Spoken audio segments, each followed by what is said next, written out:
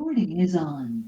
Knocks my resolution down a little bit. Like right now I'm at 320 by 180 and it says send max 180p. And before it was 380p at two Oh, notches. I think it sends it's how much data you're pulling back and forth. If it's your image you're worried about, it looks fine to me from here, Dave. yeah, I thought it was fine. It's fine. No, Yeah. I just no, because my Peter, when I first came on, Peter said the video, my video was very jumpy, and the audio I was getting was really cut up. So I dropped down the performance, and it seems to be working better now. Sounds fine. Looks fine too. Okay, folks, let's get going. Today's January 17th, and welcome to our regular HB meeting. And to start off, I got to read the disclaimer. Please note that all our meetings are recorded and made available to the public, reviewing on our YouTube channel. By participating in the meeting, it is understood that you have accepted these terms. Okay, with that out of the way, on the agenda tonight, Kevin, I believe you're doing a cool chip session. Dave's going to wind up his presentation on the Miller effect, and then we're open for any questions or roundtable, whatever you want to do. Go ahead, Kevin. Okay. Yeah, just again a short one, nothing too extensive. And this is a suggestion from Peter, actually. Okay, let's do this here. Sharing screen. Font. That. And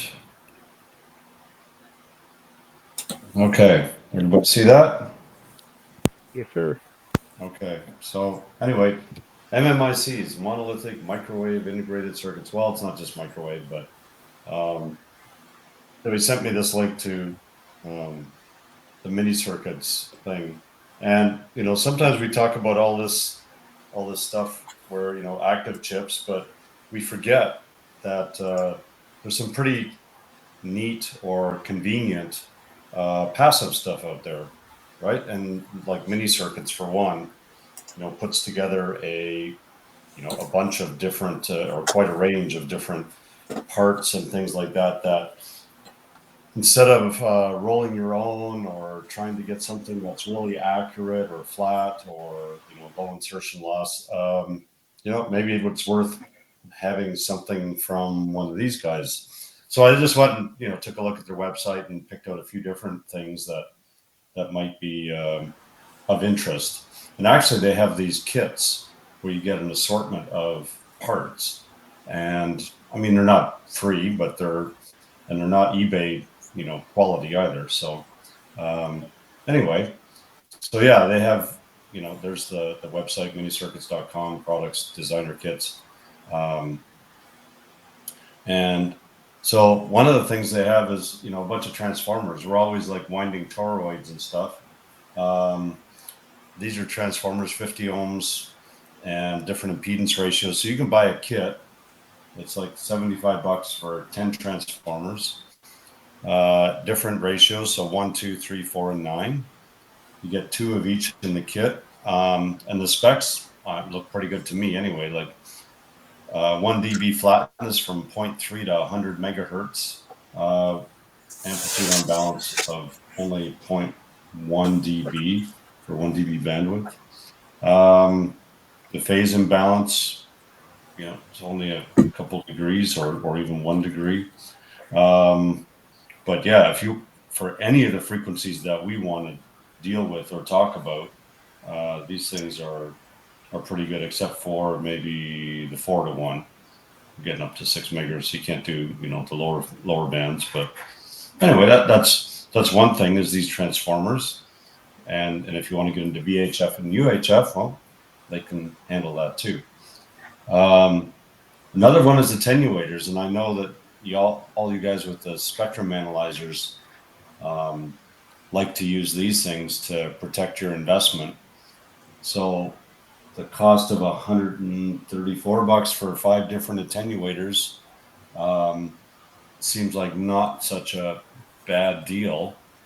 And these guys are flat within a few tenths of a dB, up to several gigahertz, which is way more than we're ever going to have to deal with probably. VSWR, and I believe if you look at the curves, these SWR readings get pretty flat down around the bottom end. So anyway, that's another one. I have a couple of these that I think I picked up at Amfest and even at Dayton. I have a couple, and they're very well built, and they're not gonna fall apart. And also under 50 ohms, of course. And one other thing was transistors, and I think Dave's used some of these. And for if when you want ultra low or low noise transistors at the front end of like an antenna preamp or RF preamp, or maybe maybe a scope probe. I don't know. I don't know because they're 50 ohms. You can buy 100 different transistors, so 10 of each model, and I just screenshotted a couple of these. There's various different models, so it's like $1.50 a transistor. And the noise figures are almost all below 1 dB. There's a few that are like 2 dB, but and they got decent cadence, 10, 20 dB. So that's also another thing, and that might be something handy to have around as well, right? Anyway, so just a reminder to maybe not always look on eBay or not always look on and these are available, from DigiKey or Mouser or whatever. They're not, you know what you're going to get. That's, I think, part of it. So anyway, that's it. And okay, I should be back now. Those attenuators, Kevin, what's interesting was I guess it was the last year before COVID when Mini Circuits had their booth there at Dayton. We got a whole box of them. I think there was a dozen attenuators in there, 10 or a dozen. I can't remember, for $20. And then when you want, and then we bought Dave and I bought those Mars 6s and amplifiers, and he wouldn't count them out. He just said like $20 for, or whatever. Dave, and he just measured it along his arm, and then he cut the roll off and said, "There you go." But they haven't been at Dayton for the last couple of years, unfortunately, because they had some really, really good deals. And then we learned quite quickly that the first thing you do is one of the first booths you go to is Mini Circuits, because if you let it go near the end of the day, all the good stuff is gone. Anyway. Yeah, that was the year I got some as well. I think it was 2019, I think. Right? So. Go ahead, Howard, go ahead. Yeah, just a quick question. Can you put those attenuators in series to add attenuation? Yes. Yeah. You just need some couplers. Thanks. They're all SMA connectors, so just couple them together, or coax cables, whatever. Good, Pete.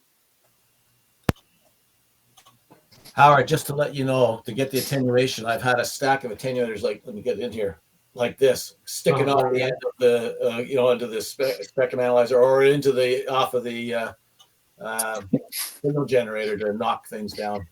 You can stack them up pretty good. Oh, that's good, because I was thinking about that after Michael's comment with the SA. You have to be careful with the input. It's getting so long there. I was thinking I was going to have to get a support iBeam to support all this stuff. But anyway. I wonder if taking a bunch of those and putting them in a box of switches would work as a clear box. How many dB is that, Dave? How many watts? You're muted. Yeah, 40 dB, and I use that for my amplifiers, for my power amps.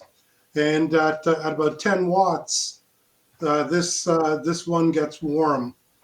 Doesn't get hot. You could still unplug it, but it gets warm. So, the key thing to note is that the attenuators you were showing, they're about 2 watts, right? Yeah, So if you different go, ones, yes. they're going to get quite warm, right? But, most of the stuff we're doing, 2 watts is plenty. Yeah, especially if you're looking around, signal circuits and stuff. But they do have higher ones at accordingly higher prices. So Yeah, I think I'll look at making an attenuator box with those. That's not bad price wise. not for when you consider it's what you're getting, right, and it's decent quality, and you shouldn't have to throw half of them out. Hopefully not. So anyway, that was my 2 cents on some components.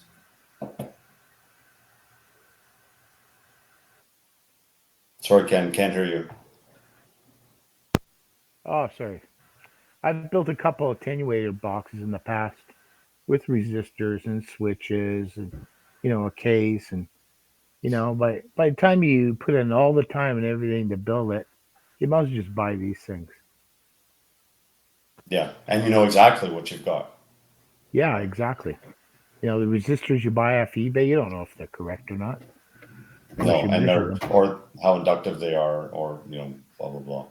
Yeah. So Anyway, yeah, that was good, Kevin. I gotta remember that. Okay. So next, Dave, you ready to roll? Yeah, I kind of had my hand up, but what I wanted to sorry. show Go ahead. is I can't open this, but what happened at Dayton one year, it's like you get all kinds of you go through and you go through the boneyard and you find all kinds. This came from the boneyard, and what happened? Our friend Grant, who used to go down with us, inside here there is a attenuator, and it's got a whole bunch of sections, and it's all RF shielded. And it's you feed in a BCD, a binary coded decimal, to select which sections are going to come on, and you can add them, and you can get up to 100 dB of attenuation here, and I can go all the way from 1 dB to 100 dB in steps of 1, 5, 10, whatever I want. The problem is, it's not like the mini circuit stuff you get. It's going to be like really precise. That it could be off by 2, 3 dB. So if I dial in 50 dB of attenuation, it could be 53 dB or 47 dB of attenuation. So it's not really good for using it for precise measurements. Yeah, but how precise are we gonna get? Okay, so on that note, let me start here.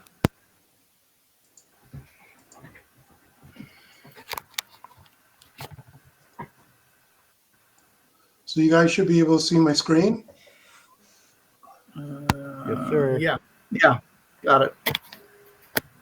Okay, so this is the final presentation I've got in my Miller feedback series, and in the last couple ones, the first one I talked about what was Miller. The second one I talked about how to neutralize the Miller effect, and in this one, I dive a little bit deeper into a negative feedback amplifier, because what I found, there was not a lot of information about how a negative feedback amplifier actually works. How do you calculate the gain? I couldn't get a lot of information. There's a lot of stuff you can get around transistors, but transistor feedback amplifiers, but not a lot of MOSFET feedback amplifiers. And if you go to even EMF RD, the section there where he talks about feedback amplifiers is quite superficial, and he gives this big giant equation, which trying to understand that. Can't do it. So I come from the school of thought thinking there's got to be a simple way of doing things. So as always, just take whatever I say with a grain of salt. You know, I'm no expert on this stuff. I do these presentations because it forces me to go and learn a subject. I knew nothing about Miller effect prior to this. I knew nothing about, negative feedback amplifiers. So this kind of forced me to go and learn a little something about it. But so it's not really a tutorial. I'm not an expert. I'm not an engineer here. It's just what I learned. So right or wrong. And here's some references I used.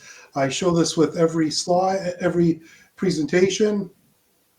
And just to recap, the Miller effect is that you get this Miller plateau here coming from the intrinsic capacitors that are between the gate and the drain, and the gate and the source of the transistor, and that causes, the rising edge, the turn on characteristics of the MOSFET to be delayed, because you have to let that gate to drain intrinsic capacitor discharge and then charge again, and that causes that little plateau there. And then I found this on the internet.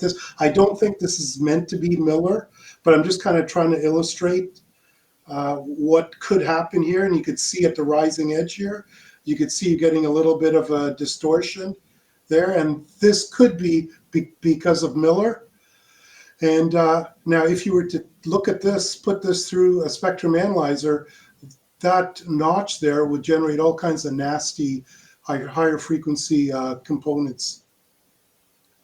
So in the last presentation, I gave you some various options in terms of how to neutralize the Miller effect. Today I did talk about the cascode amplifiers, and I did talk about negative feedback in the last presentation. So here I'm going to dive a little bit deeper into the negative feedback amp. So I'm going to provide you with 3 models where you could analyze a negative feedback amp.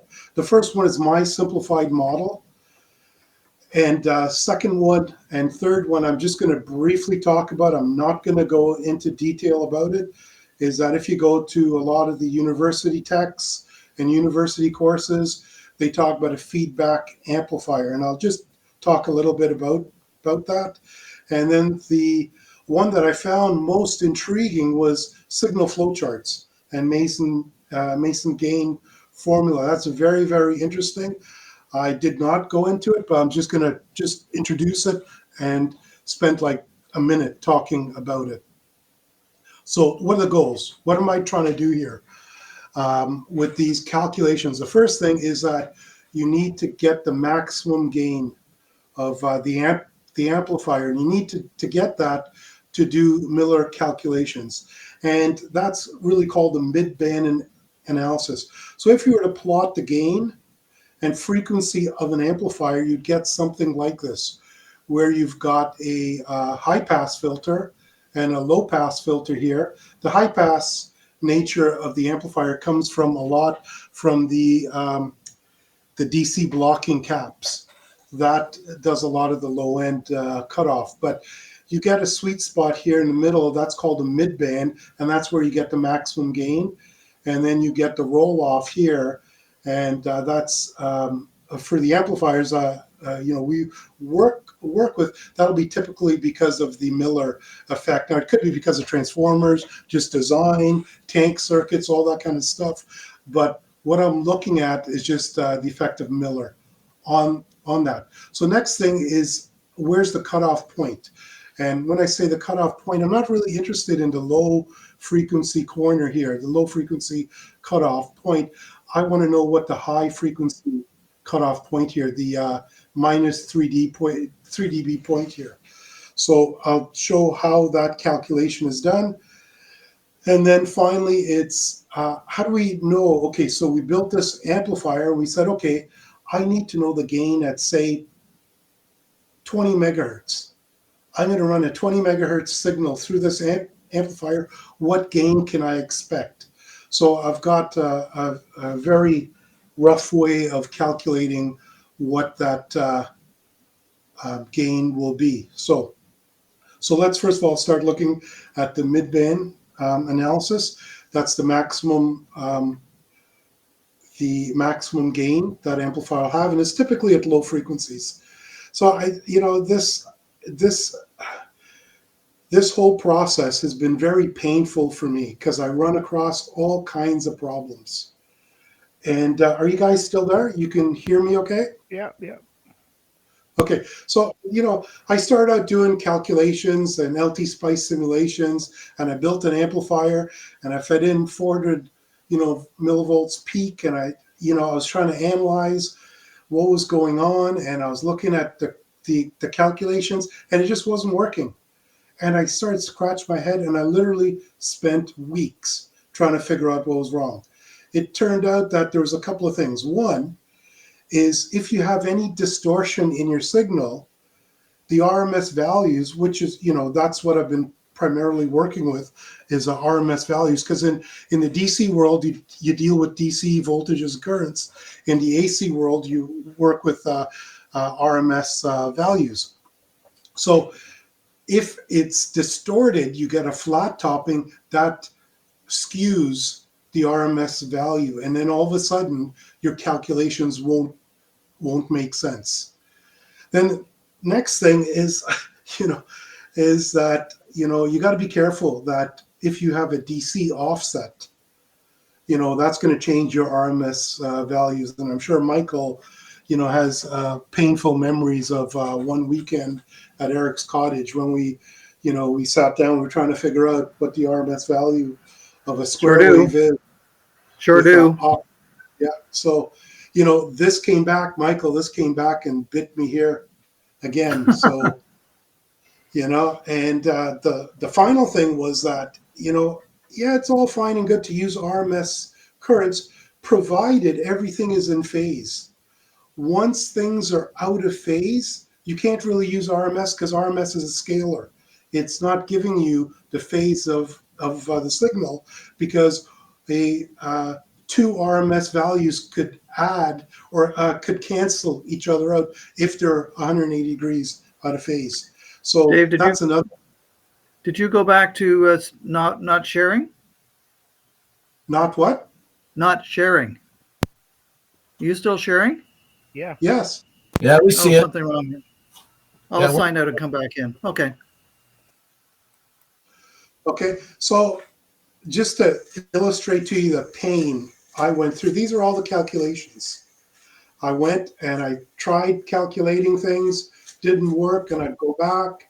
And this notebook is completely full of just sample calculations, trying different things, trying to figure out how all this stuff works. And it took me a long, long time to figure this stuff out. And one of the outcomes, and one of the things later on, and this is going to be something I'm going to keep referring back to, is how do we make RF measurements? And, I got bitten with this big time later on. You'll see why I got bitten. But it's something I think maybe as a general outcome from this presentation is that maybe we should have a round table, or we should do something around making RF measurements. And I think, Peter, your probe that you're working on, your active probe, is probably something that we desperately need, because I think I got bitten by this in many ways, and some stupidity as well. But just from a very, very high level, I'm not going to spend a lot of time in the math going through this stuff, but you have to do something. You have to work with something called an AC model. And when you build your AC model, there's a couple of things you have to do. First thing, at AC, you ground all DC sources. So if you look here, any of the DC sources, they get grounded because an AC signal goes right through it. And the fact that I've got, capacitors here, they also short out any AC signal. So this 10K here would get shorted to ground. This 500 ohm resistor here gets shorted to ground. So your AC model, the first thing you do is you short all your DC power supplies to ground. This is an AC power supply here. V4 is an AC power supply, so that doesn't get shorted. Then you short all DC blocking caps. So those are typically the larger caps, like the 10 mics, 100 nanofarads. Those ones, they're just basically a short, an AC short. So this C3, 100 nanofarads, that's a short. Here, C5, another 100 nanofarad, that's a short. This C13, that's another short. That's a 100 nanofarad. And by the way, this C13 here is just put in as a DC blocker. So this feedback resistor will not change the bias point of the transistor. And then finally, you replace the BJT or MOSFET with the equivalent small signal model. And in the case of a MOSFET, it's a current source that's driven by the voltage, the Vin at the gate, the gate voltage, and a function of the transconductance. So if you look, RB gets shorted to ground. So there's RB shorted to ground. RF remains between the gate and the drain. R10, which is RD, I mislabeled. Some of these are labeled R10 and RD here, but that's the same resistor there. That gets shorted to ground. R7, which is RL here, that gets shorted to ground. So with that, you could start doing your analysis. And what I did, I looked at this from a current perspective. I looked at summing the currents. I'm not going to go through the calculation here, but if you go through and you calculate this and you do some clever things, you can come up with the gain of this formula here, which is a function of the feedback resistor, the transconductance of the transistor, and the drain and load resistors here. So that's what drives the gate. Now, this equation is only valid for this type of amplifier here. So if you try and apply this to a BJT amplifier that doesn't have feedback, it's not going to work. Okay, so how does this compare? So what I did as a first step, I took this model, ran it through LT Spice, and I generated a spreadsheet with all the calculations of all the various nodes and currents, and I put down all the currents here, and I used this to kind of work out whether the math was working. And so the way this is, you've got different columns. Each column is for a different value of the feedback resistor.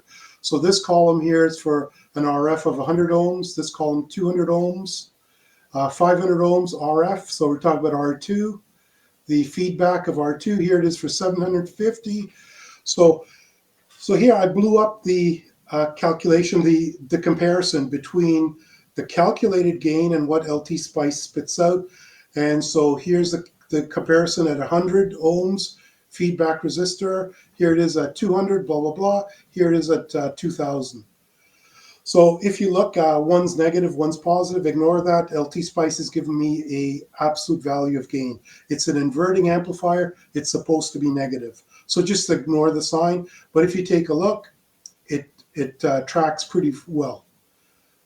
So I think it's good enough. The calculation, this equation seems to work with LT Spice quite well. So if you look at calculating the input impedance, there are two ways of doing it. The first way is that you keep this bias resistor, RB is the bias resistor. And so same thing, you sum the currents and you do some clever math and you come up with this equation here. And Zin is a function of the RB, the bias resistor, the feedback resistor, and this R naught, which is just a parallel combination of these two resistors. I was too lazy to write them out, so R naught is just RD in parallel with RL. So now if we look at the second way of doing it, so in the case of RN or Zin, typically it's much smaller than this 10K resistor. So in all intents and purposes, we could remove it and we could calculate Zin without that resistor there. So if we do that calculation, we come up with this formula here, which is just a function of your feedback resistor RF and R naught, and the transconductance of the amplifier. And once again, R naught is just a parallel combination of RD and RL. So how does that compare now to LT Spice? And once again, same thing. This is just all the calculations for each of the different feedback resistance R2 here. And so here's the calculation for with RB in the equation, and here RB is removed off. And if you compare the values, they track pretty good down at 100 ohms feedback resistance. It seems to be off a little bit, but hey, not too bad for a first level approximation. So now Z out.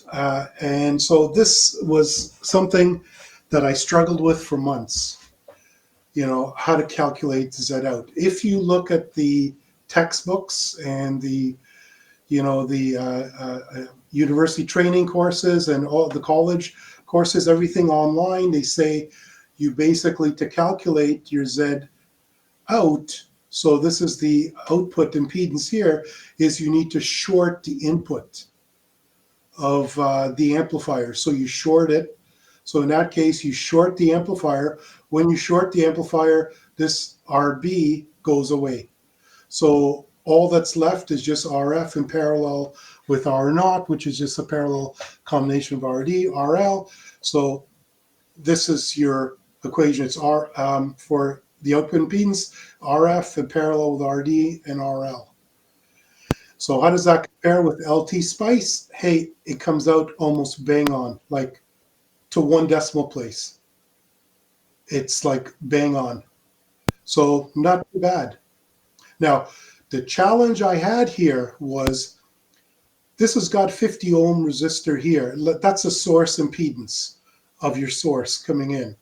Now, in my mind, if you're looking at the output impedance, okay, you want to include this 50 ohms. You don't short it here.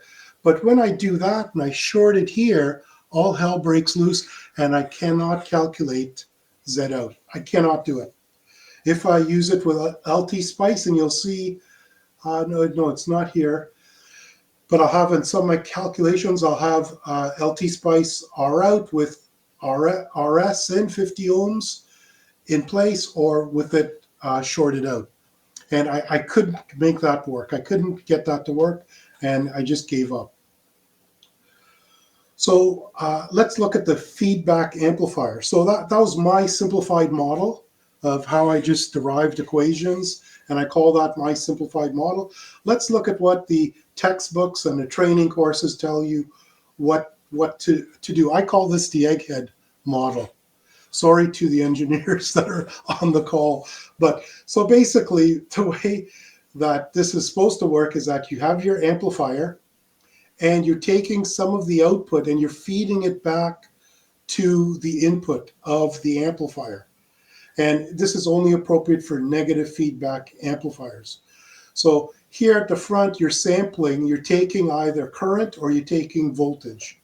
You're taking a sample of the voltage or you're taking a sample of the current, and you're feeding a portion of that back to the system here, which is a mixer, and you're either going to be adding a voltage or you're going to be adding current.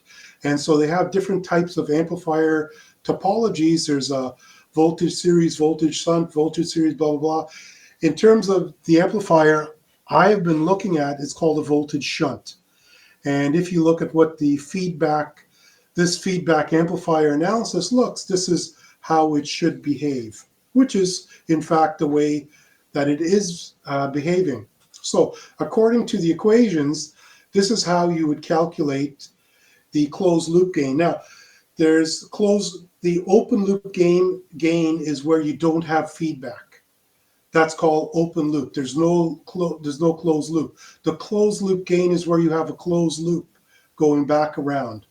So the closed loop gain is with the feedback going back. It's saying you take your open loop gain A, so no feedback, the maximum, the mid-band gain A, right? And you divide that by 1 plus the gain times this beta, which is the proportional feedback you're putting back. And so your gain will be decreased, your input resistance will be decreased, and the output resistance will be decreased as well. It doesn't work quite as simple as that, because these amplifiers, to do the analysis, you got to convert them to a trans resistance amplifier. And all of a sudden, when you're dealing with a trans resistance amplifier, the gain is a resistance. You're looking at the gain as the voltage being fed in at the input of the amplifier, and the current that's coming out of the output. And so the voltage divided by current, which is a resistance, that is called your gain. And so when they're talking about open loop, closed loop gain, they're talking about that. I could not get this to work with that amplifier, because most of the examples they have are for BJTs, and I couldn't find any amplifiers for a MOSFET with feedback amplifier like the one I had. I just could not make this work. Finally, I just had to give up and move on. This was very, very, very interesting.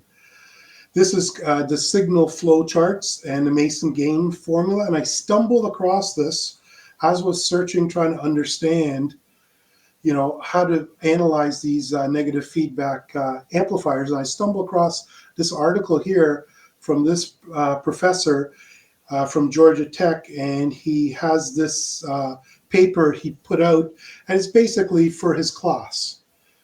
It's like a set of notes for one of his classes, and it talks about using this signal flow charts. And basically, you take your amplifier and you construct an AC model, and you do this thing called the signal flow graph. And there's lots of videos on how to do this.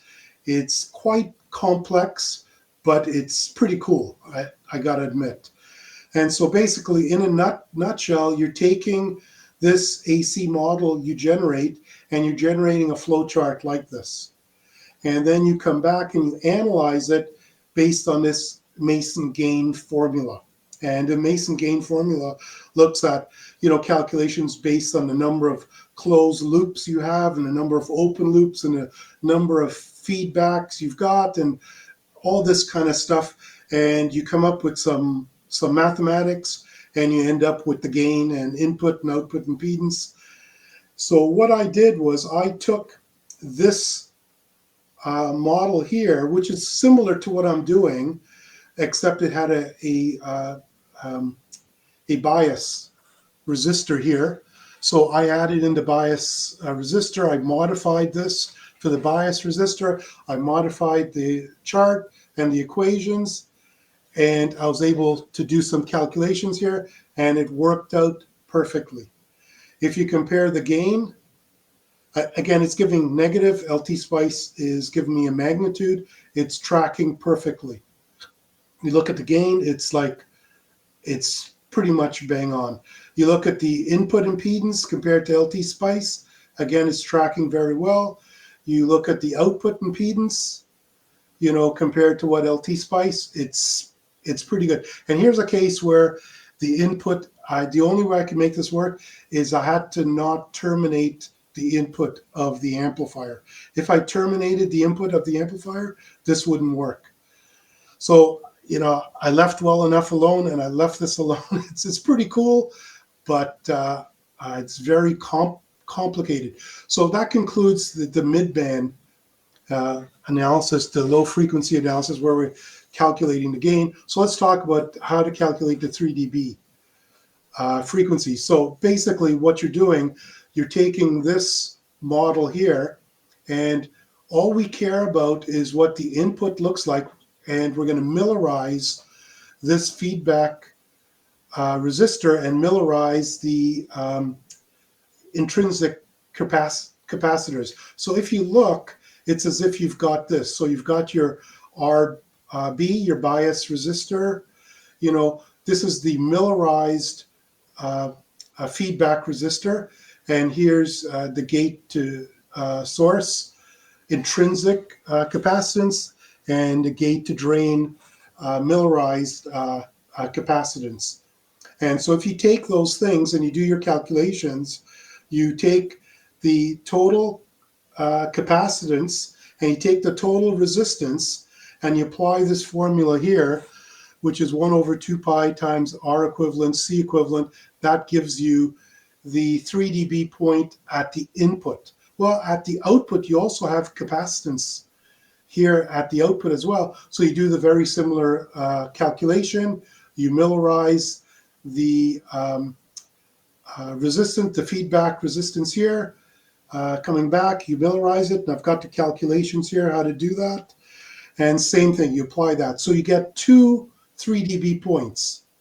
And obviously the lower one, the one that's going to be lower, is going to be the one that's going to be prevalent. That's going to get overwritten. So I took this and I did my calculations and I checked it out. And so here's my calculation for the input. So the Fi is using the input side and the Fo is the output side. So you get 2, and you can see one is a lot higher than the other one. So use the lower one. Now, this didn't track very well with LT Spice. So again, this is something I scratch my head and I'm going, what the hell? What is going on? And then LT Spice models. You go back to LT Spice models. If you look, first of all, you look at the data sheet. The data sheet does not specify anything to do with gate, drain, and source internal resistances. Here it's showing the gate internal resistance is 3 ohms. The drain is 0 and the source is 0.75 ohms. It's pretty small. It's not making a big difference, but heck, it's there.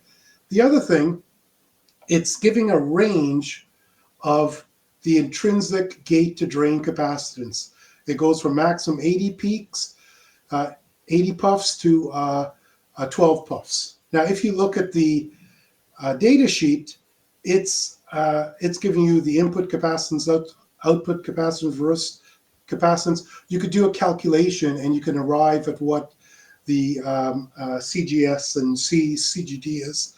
They don't really line up. And as well, if you look at the DC analysis, the operating point, you know, the gate to source is using 50 picofarads, which is what's listed here. It's saying it's 50 picofarads. And the gate to drain, it's using 19.3 picofarads, but it's giving you a range here.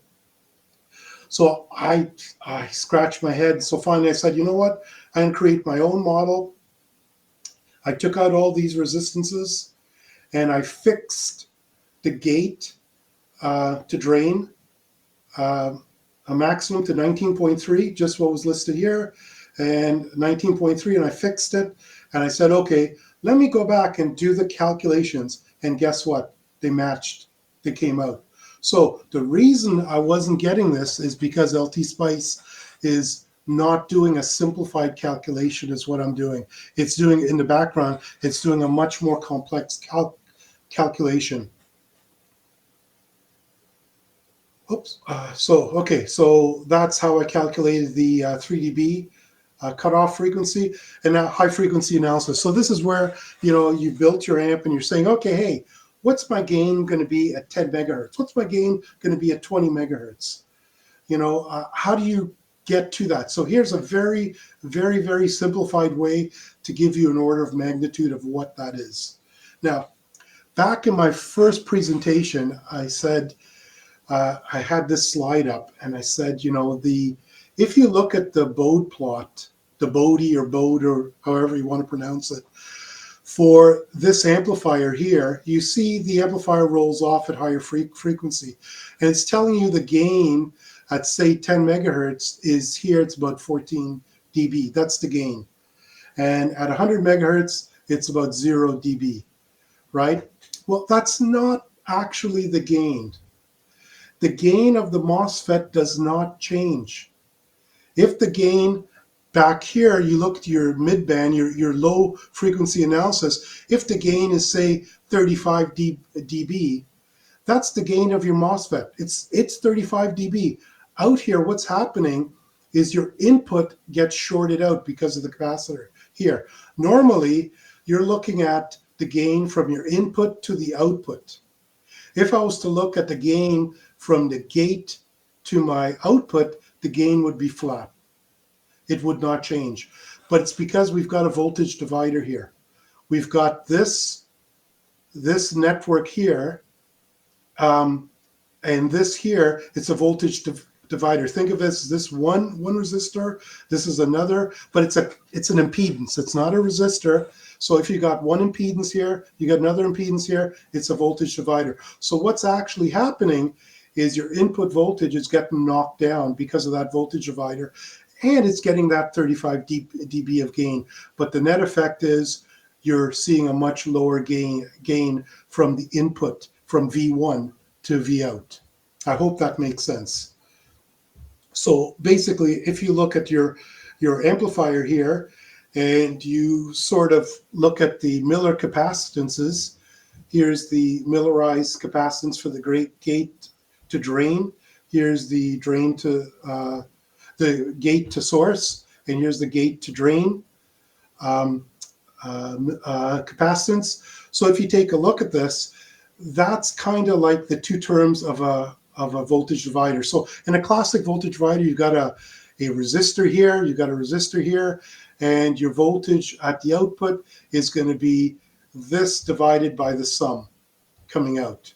So we could do the same thing with the feedback network here. We Millerize the feedback RF, we Millerize that, and we Millerize the capacitances, and this forms our RA.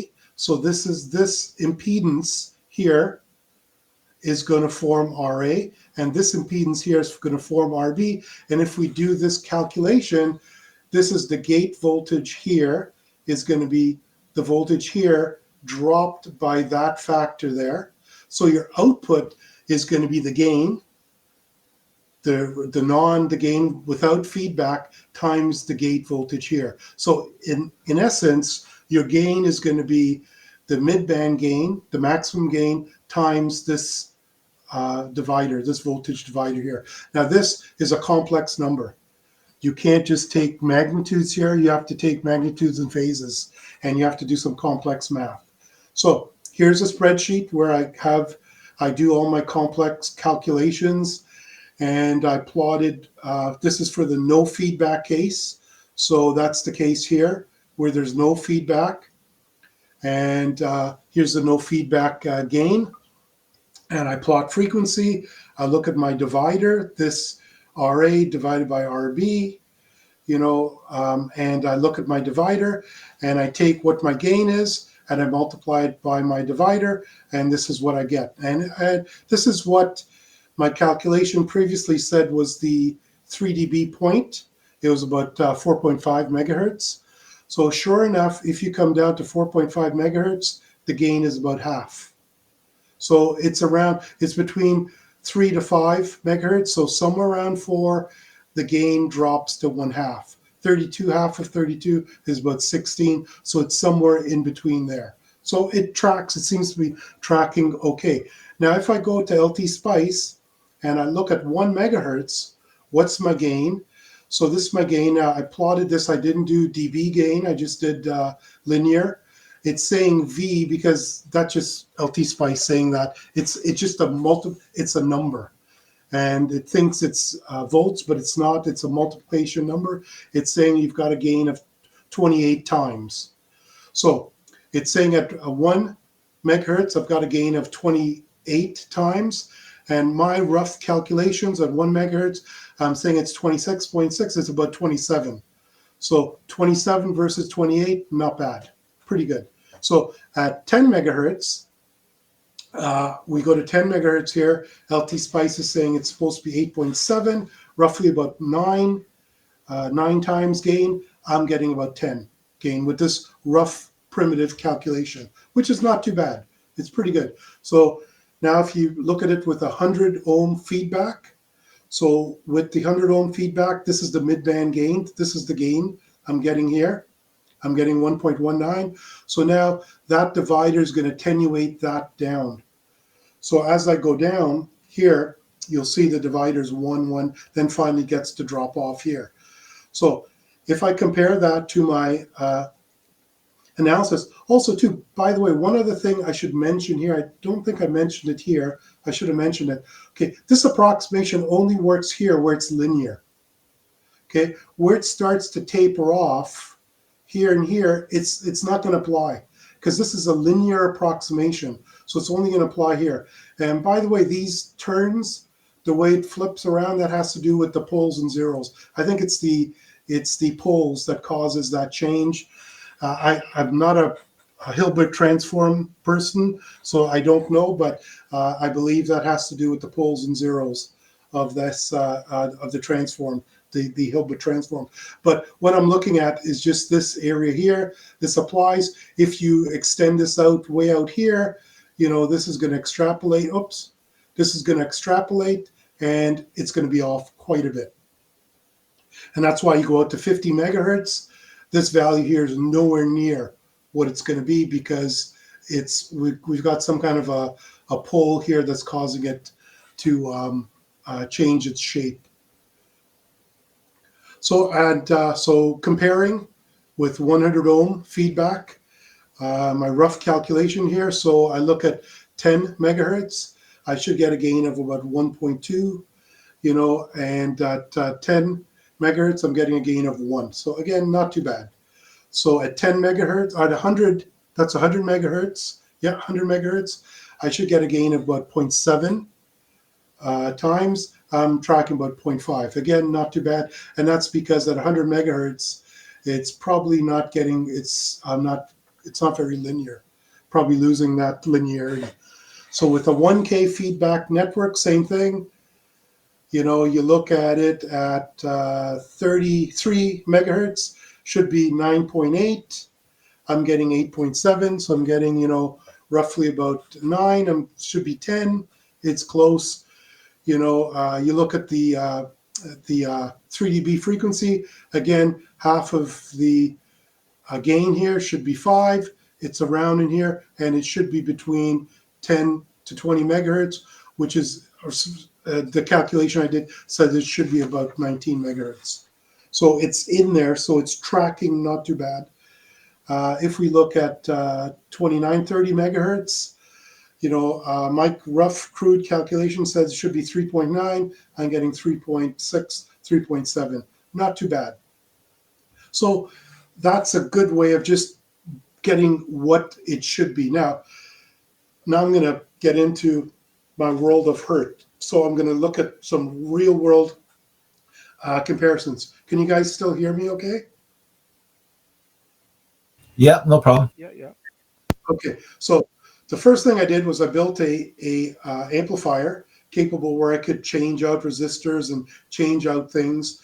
And I used my scope initially to make measurements. And then I went back and I thought, let me try and use my SA.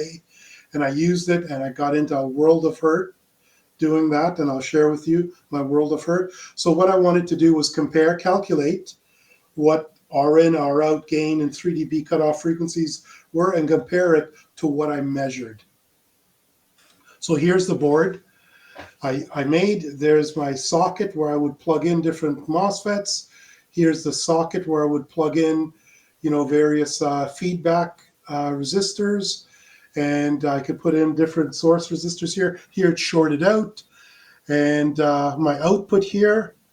So this is the input from a signal generator. This is the output coming out. It's going to this board, which is basically have a load resistor going from the signal to the ground.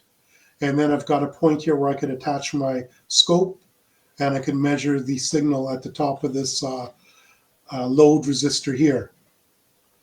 So, okay, this is the start of my world of hurt. So I don't have a choice. I have to use my scope to measure the input signal, output signal to calculate load. I don't know how to do that with a spectrum analyzer, how you could calculate your load, maybe look at some kind of 3 dB point, you know, but I use my scope to get the input and output impedances of the amplifier. So to get the 3 dB frequencies, I initially used a scope. And then I went back and I used the SA, and I think I was really sloppy using the spectrum analyzer, and I just got totally different values using the spectrum analyzer. So here are some observations here, and I'm gonna, next slide, I'll show you how stupid I am. But anyway, so I compared the measurements of 3 dB frequencies with my scope and SA, and they were off quite a bit, times, 2 times. And that should give you, that should trigger something, 2 times. V squared root 2 squared is 2 times. So anyway, but that should have been a trigger in my mind. So anyway, you know, I was getting quite a big difference between the SA and what I was measuring, the 3 dB frequencies with the spectrum analyzer and scope. And, you know, I would get appropriate values for the spectrum analyzer midband analysis. And, you know, some of my measurements, the calculations differed significantly from what I actually measured. And this is why I'm coming back and I'm saying, you know, we should have some kind of a round table where we talk about how to make RF measurements, because I got bitten by this big time. And this is how stupid I am. Okay, this is, I'm not a very bright person. Okay, now, when measuring the 3 dB point, you're looking at half of the power. Minus 3 dB is 1/2 of the power. So you look at the power level, you take half of that, and that's your 3 dB frequency. So you take your amplifier, look at the power level coming out, you increase your signal frequency until that power drops to 1/2. Whatever frequency that is, that's your higher 3 dB point. So I did that with the scope, but I used 1/2 of the voltage. Okay, now if you can't do that, you have to use root 2. It's 1/√2 of the maximum output voltage. So it's 0.707. It's not 0.5 of the maximum output voltage. It's 0.707. And that corresponds to the half power point. So I only realized this today, believe it or not. So that's how stupid I am. I did these calculations, you know, about a month ago, and I just figured this out today. So not very bright. So again, you know, coming back, one of the outcomes I'm hoping to come out of this presentation is that we should do some kind of a talk here about how to make measurements. So I'm going to show you my data here.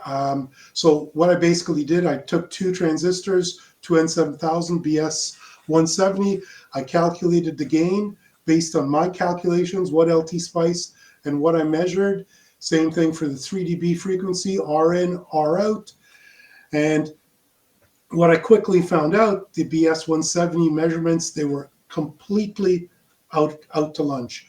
LT spice, my calculations and what I measured, completely out to lunch. And I had to take a step back and think about this because my BS170s, they were all transistors from China.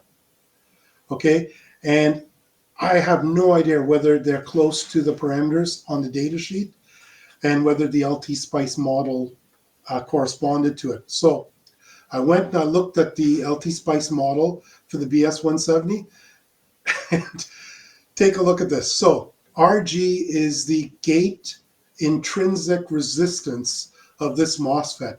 So according to this model here, it's telling me it's 270 ohms. 270 ohms.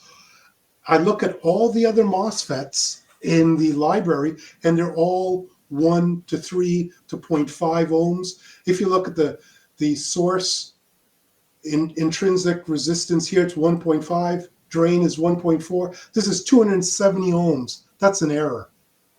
That's a problem.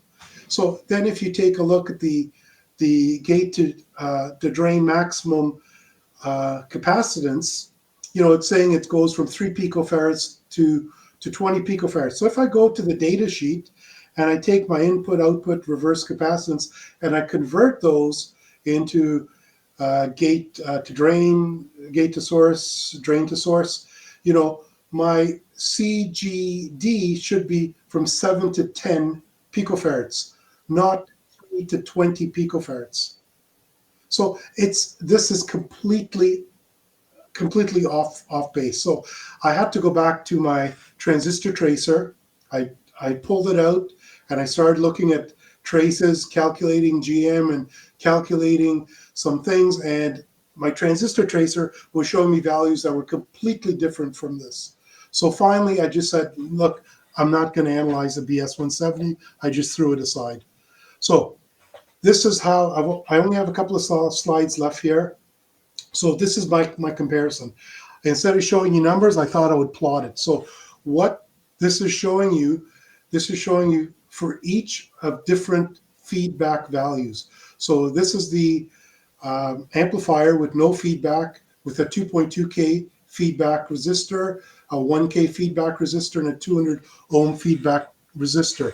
Now the blue trace is the calculated gain. That's the gain I calculated for my simplified model. The orange is what LT Spice shows. And here it's that we're looking at about 10 kilohertz. And then because this is mid-band gain, right? And the measured gain. So I took the amplifier and I measured the gain. Now, so I did this. There's 3 data points here. So right here showing you the data points for a 10K load. So the amplifier is loaded 10K. Here the amplifier, these data points, there's a set of data points here for a 1K load. And then the third set of data points is for a 200 ohm load.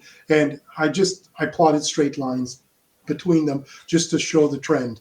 Now, you can't see the blue line here because it's superimposed. The LT Spice and my calculated gain are identical. Well, or close. They're extremely close. So if you look at the model, you could see a little bit of discrepancy between what LT Spice predicts and what I actually measured. Okay, and again, here it is. You're seeing a little bit here. It's more significant with no feedback and a large load. And here it is with 1K again. Little bit of discrepancy, but it's not too bad. You know, it's off, but it's it's within the ballpark. So to me, I think this is good enough.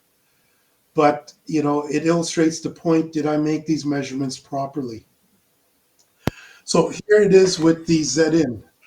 So I'm comparing, the input impedance with no feedback, 2.2, blah, blah, same thing, same exact thing. Here you could see a much greater discrepancy between what I measured and what I calculated, both LT Spice and with my simplified calculations. But you could see they track pretty good. In the case with a lower, with some level of feedback, it seems to be tracking okay. So it's not too bad. So here, there's probably something wrong. Maybe it's my maybe it's my measurement. I didn't measure it properly, and that's why I'm getting these values off. But everywhere else, it seems to be tracking pretty good. So here it is for the output impedance. Again, not tracking well here. Seems to be tracking okay. So again, could be my measurement, but it's not too bad. It's giving me a good order of magnitude. It's certainly not telling me it's kilo ohms versus hundreds ohms. It's telling me it's 100 ohms or it's 50-ish ohms, less than 100 ohms, or between 100 to 200 ohms kind of thing, which is not too bad. Now, this is where it all craps out. My 3dB calculations there's like huge discrepancies here. If you look at with 200 ohm feedback, huge, like 100 megahertz is what I measured. And the only reason why this thing tops out here is my signal generator, the maximum output is 100 megahertz. So I couldn't go higher. And so it flat topped here. So it's something greater than 100 megahertz, but the calculation is saying it should be 40 or 20-ish megahertz, 30-ish megahertz here. And it's telling me when I measure it, it should be 100 megahertz. Now, part of this could be that half power versus voltage problem, right? That I ran into. That could be part of this problem here. But again, it's coming back, to this how to make RF measurements. And I'm hoping that this would motivate us to have some kind of a roundtable to talk about measurements. So here, I'm not going to go through this. It's just equation summary of the equations I used. Here's the equations for 3 dB points, And again, you take this as a ballpark here. And I think to get a much more better refined numbers for some of these things, I think I need to go and learn a little bit more. There's some more learning to be done here. But right now, it's not too bad. As a first order approximation, it's not too bad. Key thing here, because your 3 dB frequency has a resistor term in it in the denominator, the smaller you make this term, the higher your frequency is going to be. So try and keep all your resistances as small as possible to allow a higher 3 dB frequency to allow it to roll out. Or in other terms, you're just supplying more current. Okay, now I'm just going to quickly show you this and then I'll stop. This is what happens when you understand things. And quote me on this before I went insane from doing math. So what I did was I built this amplifier here, this transmitter here. And basically what it is, it's an Arduino Nano feeding an SI5351 that's feeding a signal out, and it's going through this gate driver, this line driver here, and then that's feeding my MOSFET amplifier. Now, the reason I'm doing this is these gate drivers, these drivers here, they're meant to reshaping a square wave. They take a square wave in, they reshape it, and they pump it out. And according to the data sheet, each one of these is capable of putting out about 4 milliamps and sinking about -4 milliamps. And that's for output drive at 5 volts, which is what I want, because the SI5351 is putting out a TTL 5 volt signal. So what I thought I could do is I'll take all these, all the currents will add up. And so if it's giving me a maximum of 4 milliamps output, I've got 7 of them, I should get 28 milliamps going into this. The reason why I have to put this here is because notice they all have this little circle at the end. That's an inverting. So what happens, whatever you put a positive signal here, it's a negative signal here. So I had to put one of these amplifiers, one of these line drivers here to invert the signal, because these are all going to invert it. So the net effect is I have a positive going signal here and I have a positive signal coming out. So it's in phase. So here's the board I made, and there's the driver chip. It's taken out. So here I'm driving the MOSFET directly from the SI5351. And here it is at different frequencies. Here's the output in dBm, output in watts. And here this was being fed to a low pass filter. And so here's the highest harmonic in dBm and the harmonic attenuation compared to the fundamental. It's -50 dB down, so which is quite legal, because in Canada I think it's 42 or 43 dB down. Any spurious emission from the carrier needs to be. So now if I plug in the chip and I feed the signal through, and so I'm getting 3 times the current. Now I look at my output here and I'm getting much higher. If I look at the wattage, at 7 megahertz I'm getting almost 2 watts, and at 30 megahertz I'm getting 1 watt, whereas before I was not even getting half a watt. And at 7 I'm getting like just barely 1 watt. So here I'm getting at least 1 watt coming out right across the board. And I took this and I connected Sense CW, connected to the reverse beacon network. I got picked up, it worked perfectly. So that's it. Let me stop sharing my screen.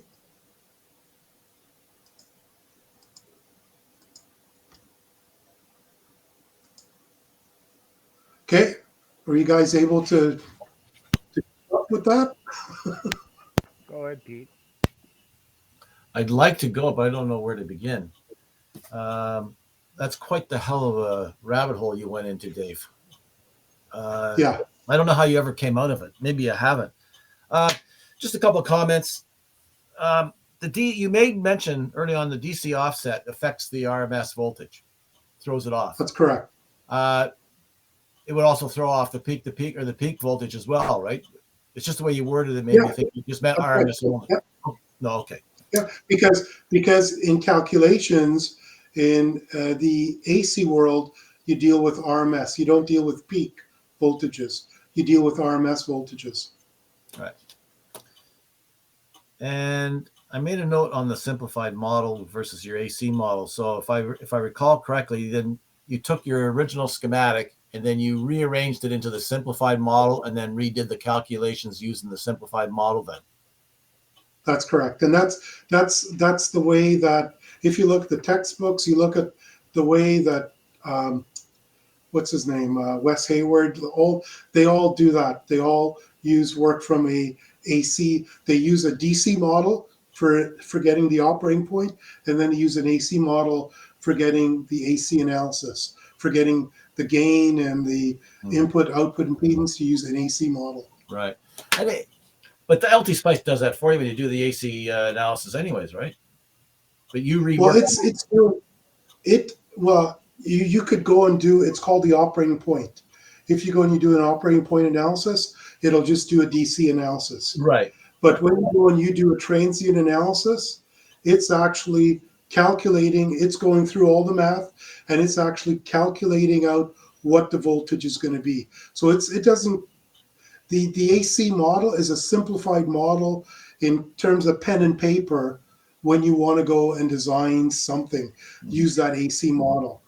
The better way of doing it is to use LT Spice. Why would you want to go and use, pen and paper when you could just go and use LT Spice and use trial and error? Well, that could take you a long time.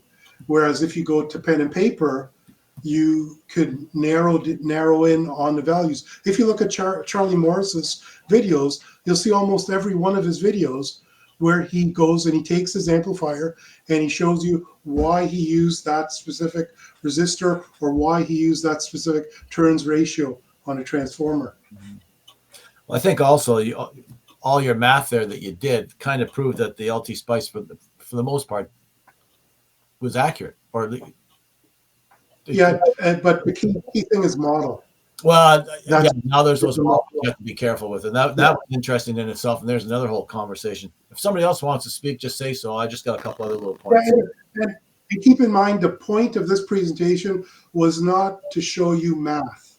Yeah, it's to show you how I got to it. And I'm not expecting you to know, hey, I could go calculate the gain of an amplifier. No, it's just to show you how I went about it. So, and if you need to ever go back, it's documented there in my slides. You could go back, look at it, and it's a starting point for you. I'm going to keep going here until I see another hand go up, if that's okay. Go ahead. Your slide where you talked about the signal flow chart. Is that piece of software takes a schematic and automatically produces the flow chart? It's not a piece of software. This is calculation on paper. It's not software that's doing this. It's pen and paper, and it's just what engineers go. And it's another way of engineers use this to analyze a system, and it could be a mechanical system. I don't know, Al. Do you ever have you ever run across this in the mech eng world? That signal flow analysis. Have you ever run across that in the mechanical engineering world? Myself, no. I've heard of it, but it's not a field I get into. Thank you. Yeah, but I see it. Like if you go and you just Google signal flow analysis, you'll see it coming up for doing like hydraulics and doing, also it's just not limited to electronics, but it's just some engineers took it and they're using it for electronics. Two more comments from me. You mentioned the voltage divider near the end. I got caught with that same kind of thing too, with the capacitor in there. I thought I was being clever, when really in reality I was killing the whole circuit. And it took me a few days before I realized what I was doing. Well, actually, I went through a complete prototype and went on to the next one, and then I realized what my mistake was. But and I kind of got the hint of it from your last presentation. I think it was the last presentation. But yeah, I wasn't thinking at all about how those two capacitors I had in there was acting like a voltage divider. Real good on the RF measurement techniques. It looks like we've been talking about RF measurement techniques now. What? How long? 10 years? Long, Long time. and I'm still, And it seems and like I'm still getting. it seems like every time we think we've come to a conclusion, a satisfactory conclusion, which I thought we solved about 2 years ago, here we are yet again. Yeah, and so, you know what? Measurements. It's just an indication of how stupid I am, because it's like we talk about this, and I think I know how to make a measurement. I go and I make a measurement, and it doesn't work out. Why? Like, and it's because we're not understanding it. Like, is it the scope probe that's impacting the frequency that I'm measuring? Is it the way I'm doing it? I'm doing it wrong. Well, I was doing it wrong because I was taking the peak voltage and taking half of that when I shouldn't be taking. I should be taking 70% of it, right? So that's the first problem there, right? So, like, how do we measure these things? And that's why I'm hoping that the takeaway from this, it's not how to do math. It's how do we make measurements? And maybe we need to have some kind of a round table or something where we talk about how we make measurements, and maybe we get some experts to come on the call and answer our questions. Well, maybe we should have that as one of our topic of interest at a future meeting coming in, I don't know, March or something. That gives everybody a little bit of time to prepare. I think that's pretty much it for me. Thanks, Dave, for much. I enjoyed that, although I'm glad I didn't join that trip down that rabbit hole. It's taken me, Peter, it's taken me over a year. I'm not exaggerating. It's taken me over a year to figure out all this Miller stuff. Now, I work here by myself. I don't have someone I could pick up the phone and call and say, hey, how does this Miller thing work? Because half the people I'll ask, they'll go, oh, I did that at university. I can't remember. I don't know. I have to go back and open up a textbook. So I have to go back and try and figure it out myself. And that's why it took me so long, because I didn't have any resources. Because if you go to a textbook, it's giving you all these calculations, which I don't want to go through a university course to figure out how to calculate gain. I want something simple. It's got to be simple. Yeah, no, and you were timely with your Miller effect stuff, because I stumbled across that when I was when I've been working on this active probe stuff. Okay, thanks, Dave. Go ahead, Michael. Yeah, the RF measurement stuff, just basic stuff like putting the 50 ohm shunt in the oscilloscope, those kinds of things. How to do this properly, how to compensate for things like probe capacitance and whatnot.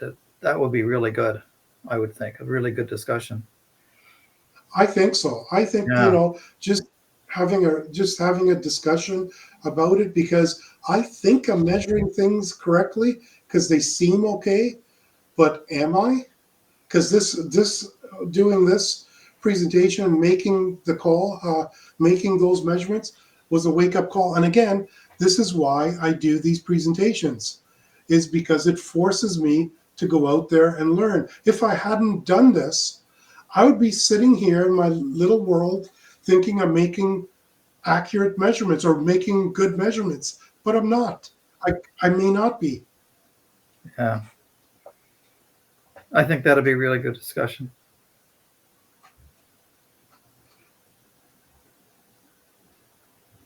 You're muted, Ken.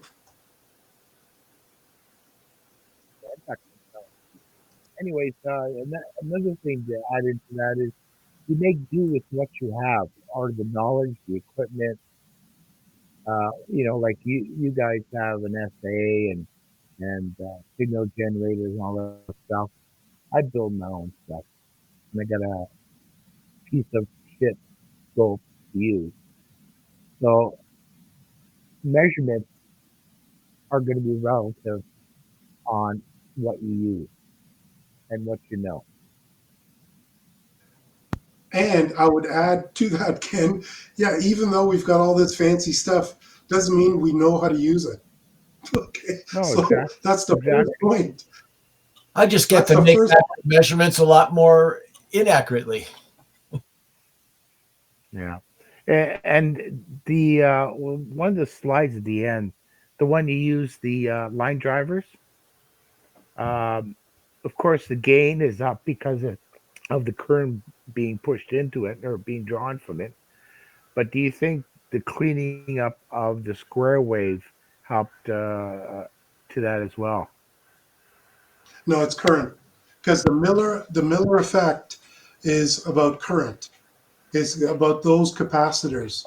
Because I remember at the last um, FDIM, I cornered his Farhan, and I was talking to him about power amps, and I was going, I can't make a power amp. Why? I think it's because of Miller, but I I don't understand that. And he told me, he said, current. He said, drive the crap out of that MOSFET. You got to pump in a lot of current, because he said those capacitors need to get charged.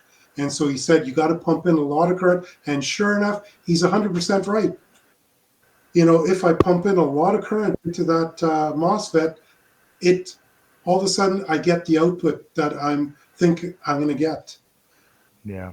Right. And if you look at the and that's not something I came across. You go back to Sprat, because I saw this in Sprat. I built these rocket beacons, and I used TTL chips. Same thing, to drive the current to get the power coming out. I did the exact same thing with my rocket beacons, and I used those chips.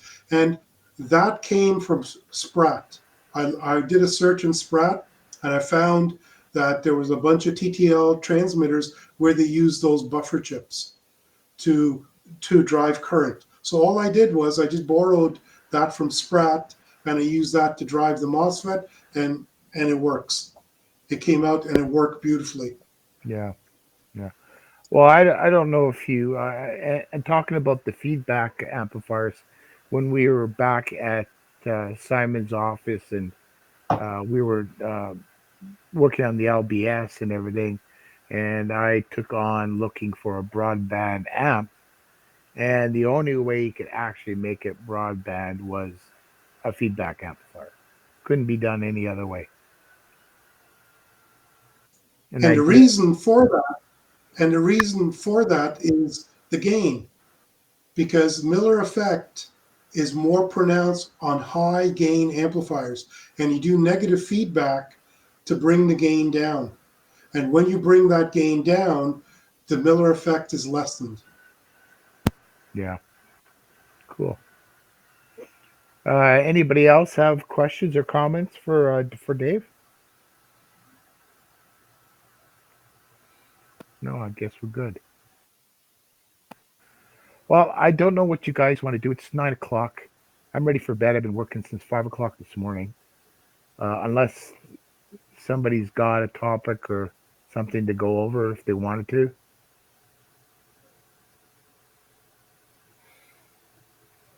So, are we in agreement to call it a close?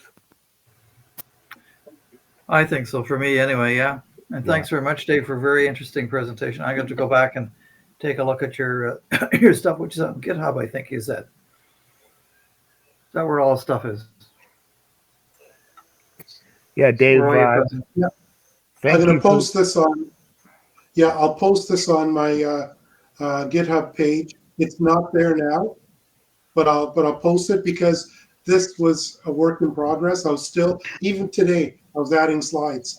I had to modify the slides because, as I said, I just figure out that half PowerPoint today. That's All how your stupid. all your stuff is on GitHub, right? It will be this. Yes, all my prior Okay. presentations are there, and this I'll put it there probably within the next couple of days. But it's all there. It's all a reference. That's why I do these things, because it's a reference. You have a problem, go back to it, and hopefully it can. It's a starting point for you, right? I guess any of us could use GitHub to post our presentations, couldn't we? Sure, it's free. Yeah. No, the only thing about the free version, it's that anything you post on GitHub must be public. I pay for an account, so I can host private GitHub repositories. Okay. So does anybody have anything else they want to bring up, or let's call it? It was a good presentation, Dave. Thank you very much. And right at the end, being a QRP enthusiast, I liked you ganging up the outputs there, 7 of them.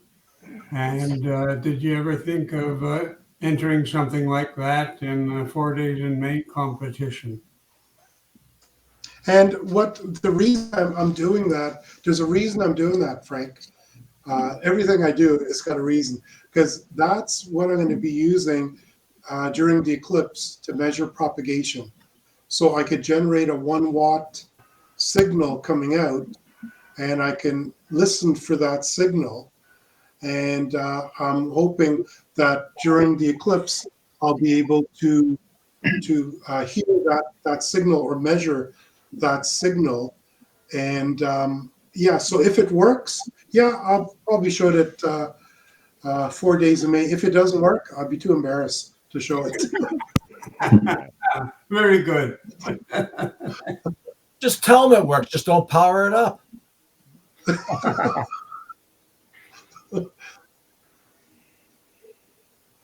All right, guys. Well, I think that's it. Have a good evening.